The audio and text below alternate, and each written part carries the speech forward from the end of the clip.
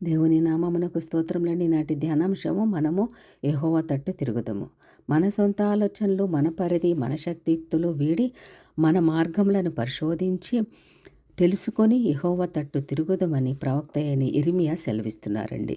మనలను మనము మరుగుపరుచుకొని యెహోవా తట్టు తిరిగిన నాడే మన ఎడల ఆయనకు గల చిత్తము ప్రణాళిక తెలియగలదండి. ఇందుకు సాదృశ్యంగా మోషే ఆ పొద ఏల కాలిపోలేదో నేను ఆ తట్టు వెళ్ళి ఈ గొప్ప వింత చూచెదని అనుకొనెను. నిర్గమాకాండం 3:3 ఇది వింతలలోకెల్లా పరమ వింత. ఏమంటే మంట మండుచున్నప్పుడు అది దేన్నైనా కాల్చి బూడిద చేయాలి. కానీ ఇక్కడ అది జరగలేదండి. కారణము దేవుని అద్భుతము. ఆ పొద నడుమ దేవుని దూత అగ్నిజ్వాల రూపంగా మోషేకు ప్రత్యక్షత కావడము. మోషే ఈ తట్టున ఉండగా దైవ ప్రత్యక్షత జరగలేదండి.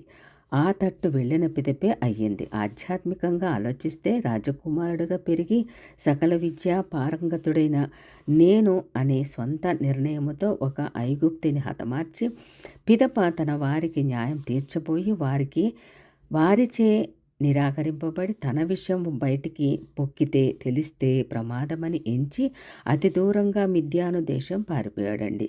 ఇది కథ అందరికీ తెలిసింది. మిద్యాను అరణ్యంలో మామగారి మందను మేపుతూ దేవుని పర్వతమైన హోరేబులో ఈ ప్రత్యక్షత చవిచూచాడండి. అనగా రాజకుమారుడుగా తన వైపు చూచుకుంటున్నప్పుడు దైవ ప్రత్యక్షత జరగలేదు. అనగా ఈ తట్టున నిస్సహాయ స్థితిలో నిరాధారుడై మామ ఇంట తలదాచుకొని అరణ్యవాసి నలుగుగొట్టబడిన తరుణాన అతడు ఆ తట్టు అనగా ప్రభు వైపు వెళ్ళాడు. ఆ సమయముననే యెహోవా దేవుని ఆశ్చర్యకర ప్రణాళిక మోషేకు వెల్లడి చేయబడిందండి. మహానాయకత్వం అప్పగించబడింది. అతడు ఆ తట్టు వచ్చుట యెహోవా చూచెను. అవును, మనము ఆయన తట్టు వెళ్ళినచో ఆయన మన తట్టు తప్పక చూస్తాడను అనుటకు పరిశుద్ధ గ్రంథములో ఎన్నో నిదర్శనాలు ఉన్నాయండి. మోషే ఎన్ని సాకులు చెప్పినా ప్రభు అతనిని విడవలేదు. తన ప్రణాళిక మర్మమును మోషేకు విశదీకరించి తన ప్రజలకు విమోచకునిగా పంపి వారి దాస్య విముక్తి గావించాడు. మోషే తట్టు చూచి యెహోవా దేవుడు. మనము ఆశతో ఆయన వైపు చూచినచో ఆయన తప్పక మనలను ముందే చూస్తారండి. జక్కయ్య లూకాసువార్త 19 విషయము అలాగే జరిగింది కదండి. నతనీయేలు తన యుద్ధకు వచ్చుట చూచిన యేసు, నీవు ఆ అంజూరపు చెట్టు క్రింద ఉన్నప్పుడే నిన్ను చూచితిని అని చెప్పి ఉన్నాడు.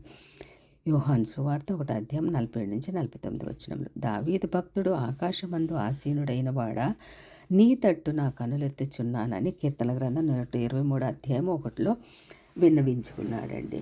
తన పాపమును తాను ఒప్పుకొని తనని తాను పరిశోధించుకొని ఆయన తట్టే తన కన్నులను, మనస్సు, శరీరము, హృదయము అన్నింటినీ నిలిచాడు. కొండల తట్టు నాకు కనులెత్తుచున్నాను అనే మన ఆశ్రయదుర్గమైన దేవుని సహాయం కోసం వేడుకున్నాడు. వ్యర్థమైన వాటిని చూడకుండా తన కన్నులను త్రిప్పివేయమని లోభము తట్టు కాక నీ శాసనముల తట్టు నా హృదయమును త్రిప్పుమని కీర్తన గ్రంథము 119:36-37 ప్రార్థించాడండి దావీదు గారు. నేడు మన ప్రార్థన అట్టిదే కావాలి.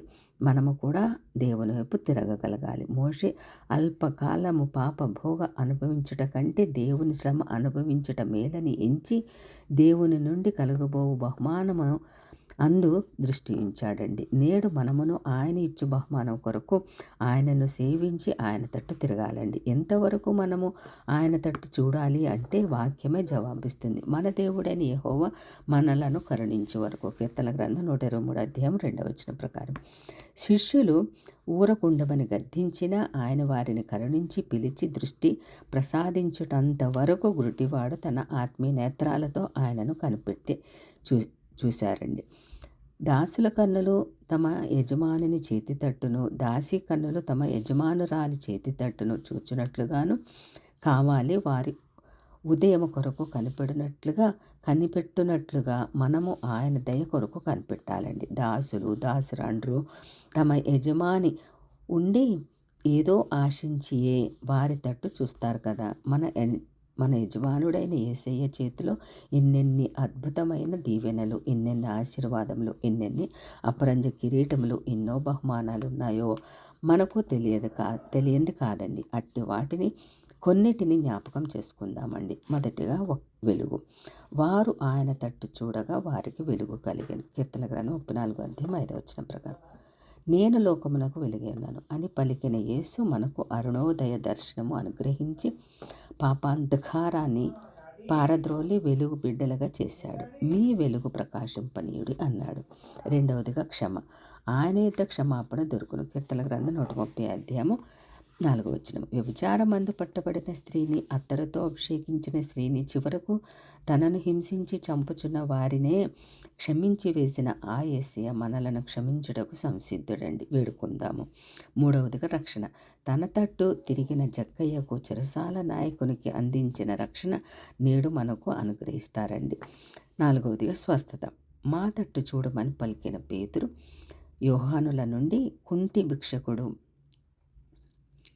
అందించిన స్వస్థత, మరెందరో రోగులకు ఇచ్చిన స్వస్థతయే కాక ఆధ్యాత్మిక స్వస్థతను ఆ యేసయ్య అందిస్తారు మనకు. ఆయన తట్టు చూచిననే అది సాధ్యమవుతుందండి. ఐదవదిగా ఉత్తమమైనది ఇచ్చును. ఆయన తట్టు చూచి ఉత్తమమైనది ఏర్పరచుకున్న మరియ యుద్ధ నుండి అది తీసివేయలేదు. మనకు అట్టి వాటిని అనుగ్రహిస్తారండి. ఆరవదిగా నీతిమంతునిగా తీర్చబడదము. ఇతరులను చూచి పాపి అని హేళనపరిచి తన తట్టు తాను చూచుకొని తనను ఘనపరుచుకున్న పరిసయ్యుని కంటే తనను తాను తగ్గించుకొని ఆకాశము తట్టు కనలెత్తి పాపినైన నన్ను క్షమించమని వేడిన సుంకరి నీతిమంతుడిగా తీర్చబడ్డాడు కదండి. మనము ఆ విధముగా వేడుకుందామండి.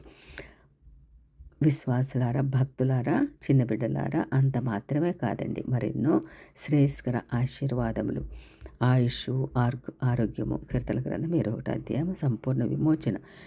కీర్తన గ్రంథం 130 అధ్యాయం 7వ వచనం. అభయము. కీర్తన గ్రంథం 34 అధ్యాయం 4వ వచనం. మేలులు, ఆహారము, ఐశ్వర్యము మొదలైనవన్నీ ఆయన ఇచ్చు బహుమానంలే కదండి. అయితే మనము ఏ తట్టున ఉన్నామో పరిశీలించుకుందాము. నేను నా స్వార్థము, అన్న ఆలోచనలను, నా గొప్పతనము, నాదే న్యాయము, నేను చెప్పిందే వేదము, ఇతరులదంతా తప్పు అనే అతిశయాన్ని, మన పరిధిని వీడి ప్రభు తట్టు తిరగాలండి. ఆనాడే మోషే వలె ప్రభు చిత్తాన్ని, ప్రణాళికను గ్రహించగలుగుతామండి. ప్రభువుకు అంగీకారమైన జీవితము జీవించగలము. ఎంత ఘోర పాపినైనా ఆయన ఆదరించి దరి చేర్చుకుంటారండి. బాహువులలో రక్షణ కల్పిస్తారు. మనము పిండముగా ఉన్నప్పుడు ఆయన కన్నులు మనలను చూచినాయండి. అందుకే నేను ఏ తట్టు ఉన్నాను అని మనలను మనం పరిశీలించుకొని, ప్రశ్నించుకొని, సరిచేసుకొని, విరిగి నలిగిన హృదయంతో ఆయనను సమీపించి ఆయన అజ్ఞానవర్తులమై నాకు ప్రియముగానున్న నీ ఆజ్ఞల తట్టు నా చేతులు ఎత్తెదను అని కీర్తనకారుడు పలికినట్లు మనమును ప్రార్థించి ఆకాశమందు ఆసీనుడైన వాడా, నీ తట్టు నా కనులెత్తుచున్నాను అని విన్నవించి యెహోవా తట్టు మన హృదయములను, చేతులను ఎత్తుకుందామండి. విలాపవాక్యం 3 అధ్యాయం 41 వచనం ప్రకారం. ప్రభు అటి కృపను మనకు అనుగ్రహించును గాక. ఆమేన్.